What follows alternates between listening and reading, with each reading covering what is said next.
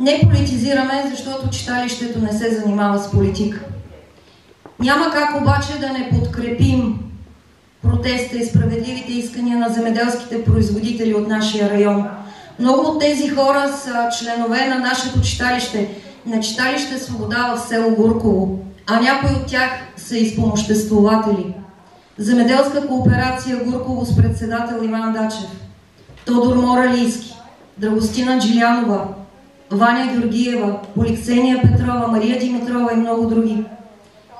Оставяме на страна факта, че ако в тази слаба на добиви година се срине рентата или такава, не дай Боже, отпадне, читалището няма да може да финансира голяма част от своята дейност. Нито ще може да осигури хореограф на танцовия си състав. Не подкрепяме протеста заради интереса на читалището, а защото това са хора от нашата общност, от нашето село. Това не са олигарси зърнени, това не са хора, които карат скъпа кола Майбах.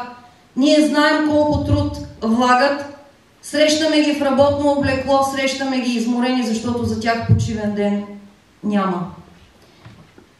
Не на последно място подкрепяме този протест и защото хората, избрали в България, трябва да може с доказания си труд да издържат бизнеса и семействата си.